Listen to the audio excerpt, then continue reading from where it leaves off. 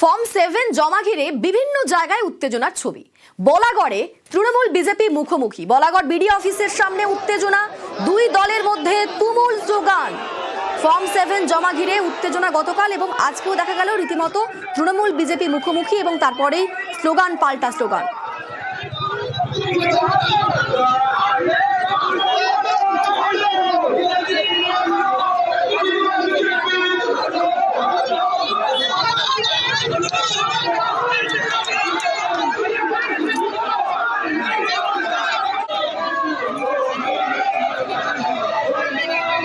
আমাদের সঙ্গে রয়েছেন প্রতিনিধি সোমনাথ। সোমনাথ, এখন ঠিক কিরকম পরিস্থিতি সেখানে?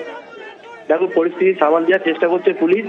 দেখো, একদিকে তৃণমূল গতকাল দেখা গেছিল, গতকাল তৃণমূল এই গোয়ালাঘাট বিডিও অফিসে যে অবৈধভাবে যে বিজেপি সংখ্যালঘুদের ভোট কাটার জন্য যে বিজেপি ফর্ম 7 জমা করছে, সেই কারণে গতকাল যেমন তৃণমূল বিক্ষোভ দেখিয়েছে বিডিও অফিসের সামনে। আজকে সকালবেলা গড়াতেই বিজেপির যারা কর্মীরা রয়েছে তারা পতাকা নিয়ে জয় শ্রীরাম স্লোগান দিয়ে তারা বিডিও অফিসের দিকে এগিয়ে আসে।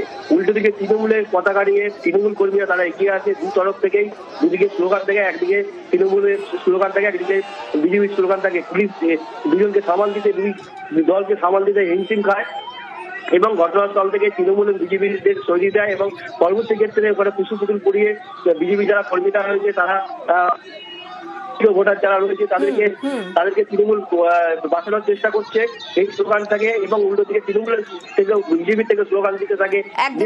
দু তরফেই চলে স্লোগান পাল্টা স্লোগান, রীতিমতো উত্তেজনার পরিস্থিতি।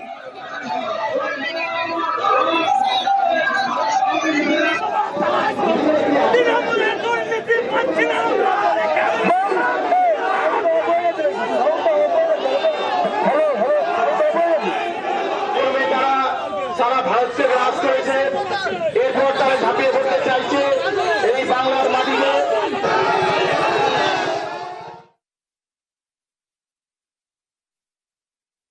আজ সিইও রোল অবজারভার বৈঠক।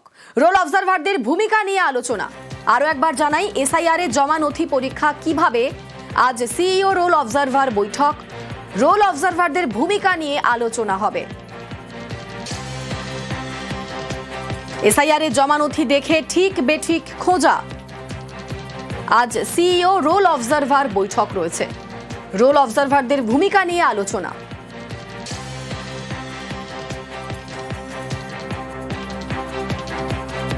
এসআইআর এর জমা নথি দেখে ঠিক বেঠিক খোঁজা, কিভাবে ঠিক বেঠিক বিচার বৈঠকে আলোচনা।